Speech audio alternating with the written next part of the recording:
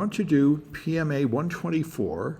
This is a real important technique, DIL proxying.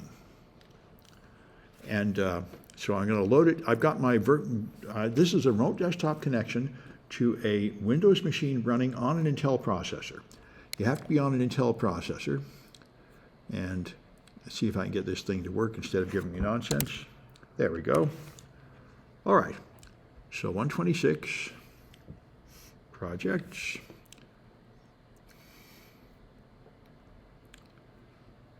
$124. Right, DIL hijacking is the first thing we're going to do, and proxy is the next one. I can do zoom in with Control Plus. Good. Okay, that's good. All right. So, like I say, you have to use an Intel machine. You can't use Windows running on an ARM processor. I tried it and it didn't work about a year ago. So I've already got.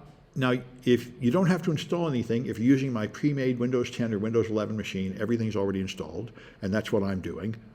So now I'm going to create a malicious DIL. So let me get an administrator command prompt. And this is, Metasploit is a hacking tool, and it's used to generate malicious code. So let me change my font to make it more readable. Properties, font. Okay, I want it to be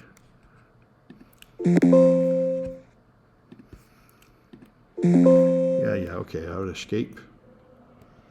All right, got to go back in there. I hit, all right, come on, properties, font. Okay, I want to go down here and go to Lucida, bold, and then choose something bigger. All right, now it'll be easier to see what we're doing here. All right, and there's the command that creates the malware. This is going to run this program called MSF Venom, which makes malware. It's going to make a shell-bind piece of malware, which is the simplest kind of malware. It just opens a listening process, so people that connect to it will be able to control the machine. It's going to turn it into a DIL, which is a library file, and it's going to call it shellbind.dil. That's what this is going to do. So I'm going to execute that command. I'm going to copy it here.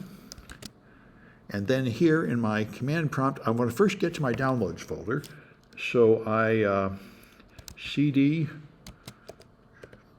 here and then cd to users, and then do a directory, and I think I'm named student, yep, then the student.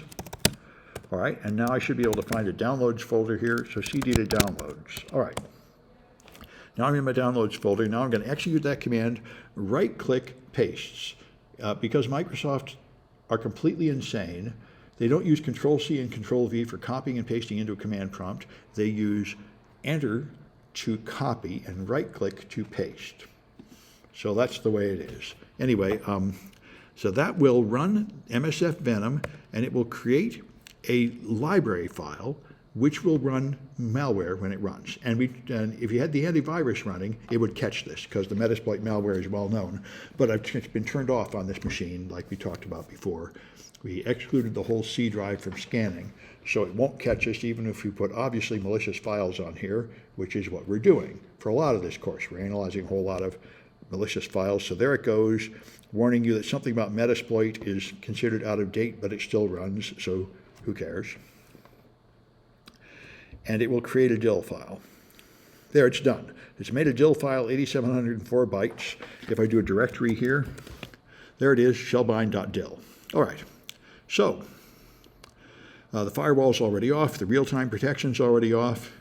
You would have had to do that anyway. All right, and now we're going to play with the MSDTC service. So I'm going to launch services here. I'll just click the magnifying glass and look for service. There we are, services. Services are components of Windows that run in the background that provide a service of some kind, and there's about 100 of them running all the time. And so the one we want here is MSDTC, which is Distributed Transaction Coordinator or something like that. These are alphabetical.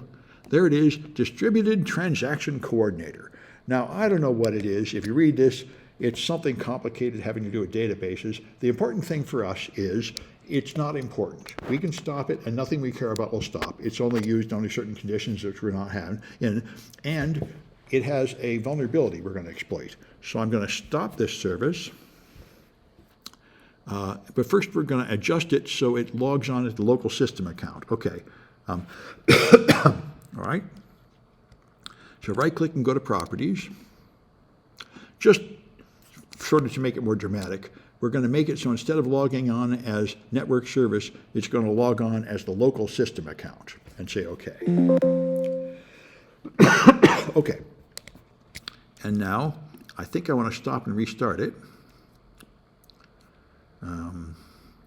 Okay, we're going to do that later. Okay, now we're going to view the DILs in Process Monitor. So let me get Procmon going. There's Process Monitor. Okay. Whoa, it's taking me to a website about Process Monitor, not the actual running application. That's rude. Procmon. There it is. Okay, for some reason it didn't come to the top. Nope, that's still a web page about it. All right, it's on this machine. Somehow it's not linking it to the start menu like it should. So I have to go to this PC and then the C drive and then Tools. Everything's in here, including Process Monitor. So Process Monitor, there it is, Procmon 64. That's the one I want. So I'll run it from here. It should have appeared in the start menu, but somehow it's not. So I'll say yes. All right, here's Process Monitor. Now I'm going to stop it sniffing right now because it's sniffing all these things. And in fact, I'd like to make the font bigger. Let me see if I can figure out how to do that. Options, font. Ooh, that's handy. Just make it bigger.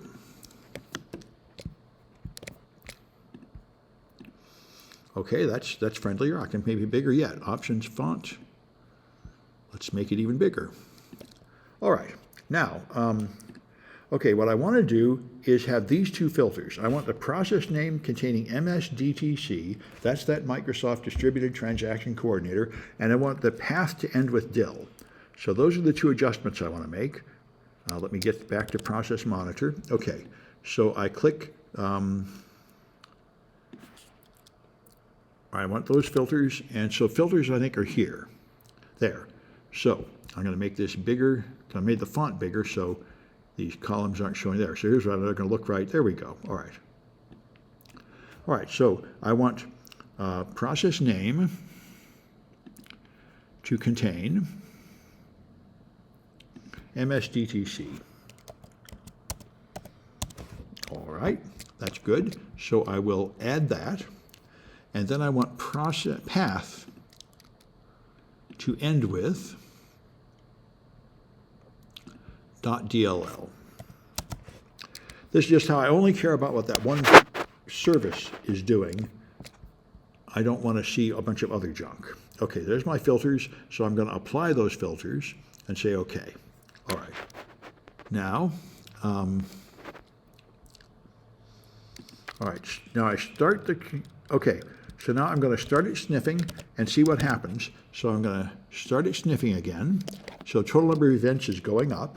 And now I'm going to start that service in Services. So I go to Services, I'm going to stop it, and that might create things that show up in here. It did. So I don't want to see them. Now I'm going to clear it. I'm going to stop it, and I think the trash can will clear it. Yeah, and now start it again. When I restart it is when I want to see what happens. There, I'm going to start it. There it is, starting that service. And here's all the events that happened. So I'm going to stop sniffing. Good. And now I want to find the OCI.dil entry here. So let's try to find it. Let's make these columns wider. Time of day doesn't really matter. Process matters.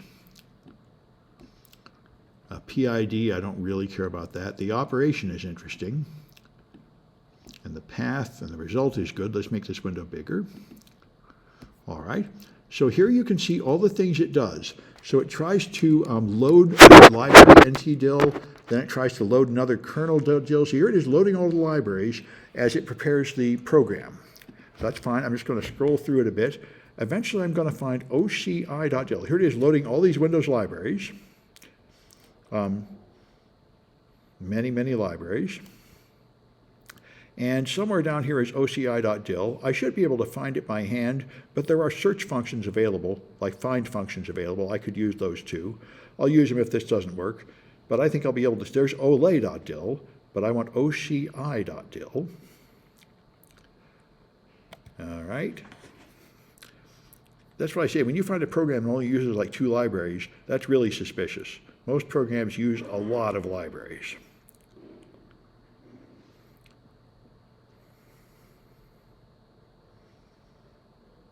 There it is, oci.dil. All right, now, right, that's right. This is the problem. oci.dil is here, and the result is name not found. This is the vulnerability we're going to exploit. It tried to load this library, and that library doesn't exist. Yes, at 7:30 or so, I'll go to Zoom. That's a flaw. This is a really easy flaw to make. You write code, you have all these libraries, then some later version of Windows doesn't have that library anymore, and you fail to notice it's trying to load it. That's the issue here. It tried to load it, but that thing does not exist. So this means what we can do is, right, we'll look at it in Process Explorer. The OCI, the MSDTC thing is running now. So let's run Process Explorer also, which is here. All right. And there it is. And again, I'd like to make the font bigger. View, maybe I can't. Options, font, okay, that's good. Let's make it Lucida,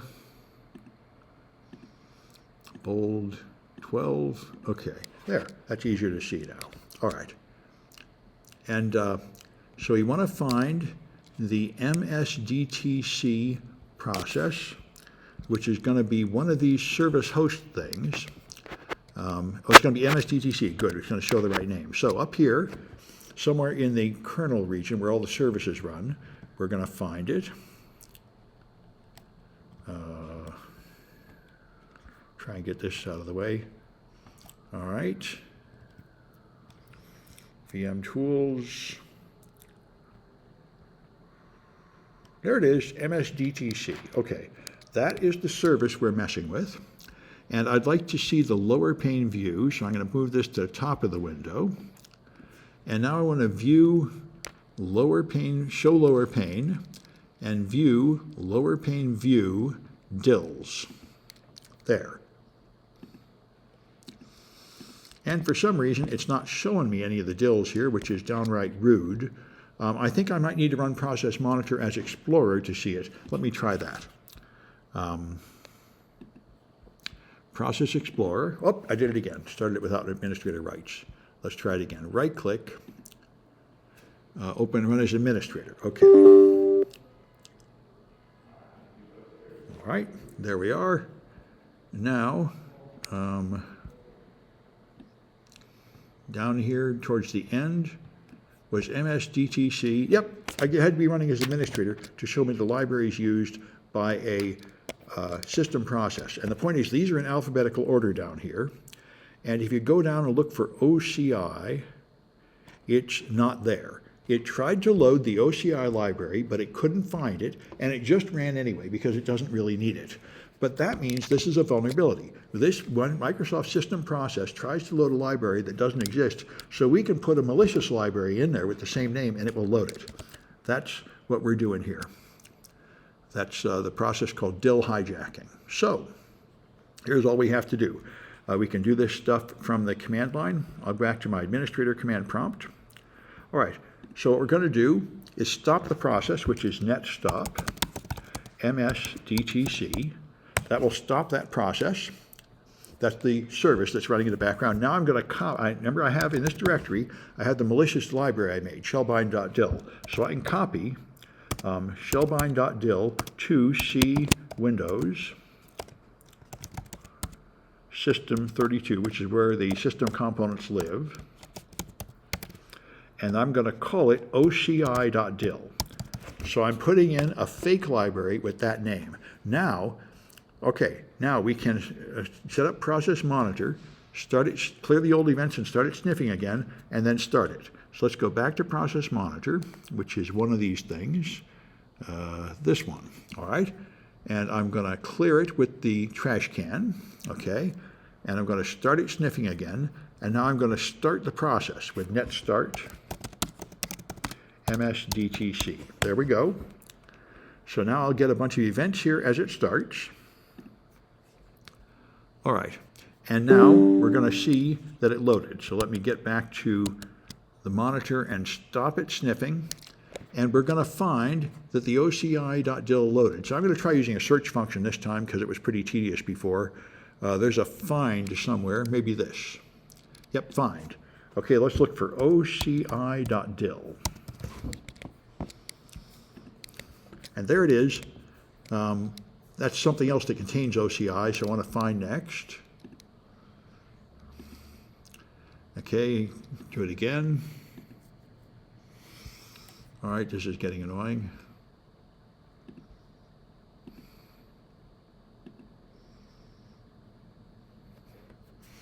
All right, how far down am I in the scroll bar? Oh, I'm pretty far down, okay. I think it's just towards the bottom. I think I faster to just find it by hand than to use that irritating search function.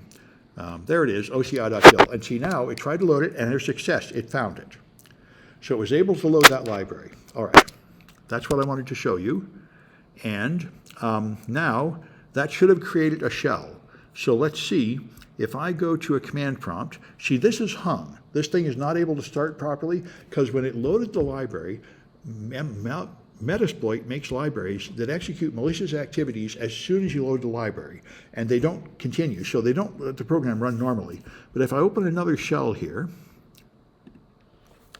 then I should have ncat, and I do, so I should be able to connect. So here I am, I'm not the administrator, but if I ncat to 127.0.0.1 on 44.44, now I'm in, and if I do who am I, no connection. Okay, let me check. I thought that was the right thing, but let me see. That should have done it. Somehow I did not get a connection in. I wonder if the firewall is on. That will do this. Let's see. Firewall. Windows Defender Firewall. It's off. Okay, that's not the problem. Well, that's rude. And no connection made to the target machine actively refused it. How about netstat -an pipe find string 4044. Okay, it's not listening anymore. So somehow my malware failed. I'm going to stop it with Control C. I might have to restart the machine. Okay, now I'm going to do net stop.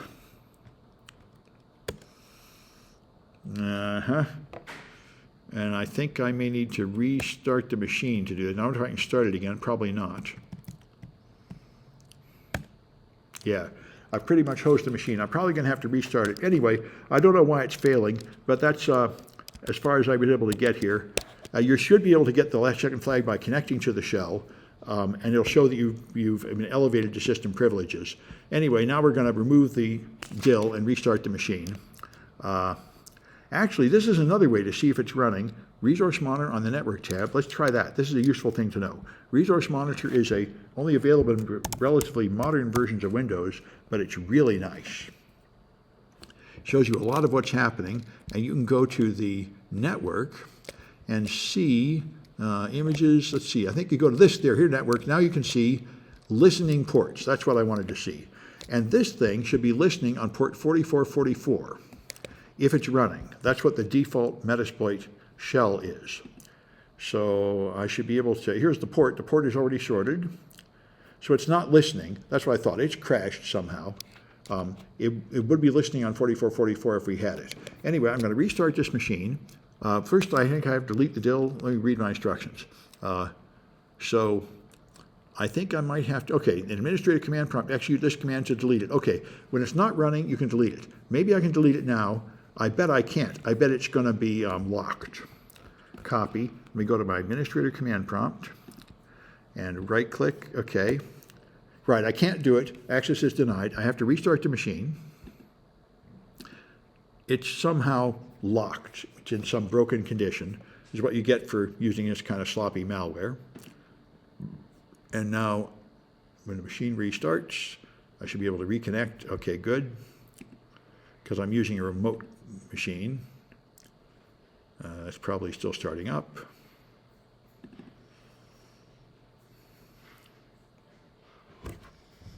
I can look at it here to see if it's booting up still. All right. Updates are underway. Yeah, this is Microsoft for you. Okay, now it looks like it's up. There we go. Oh, good. All right.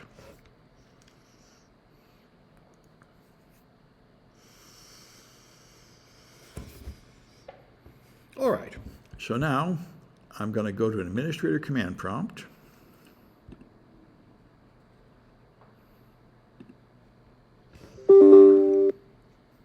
All right, now I could clean it off at this point, but what I'd like to do is to just try completing the project now. In the administrator command prompt, I'm going to try to do net start msdtc.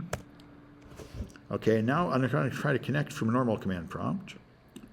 See if I can connect. That should start the listening process.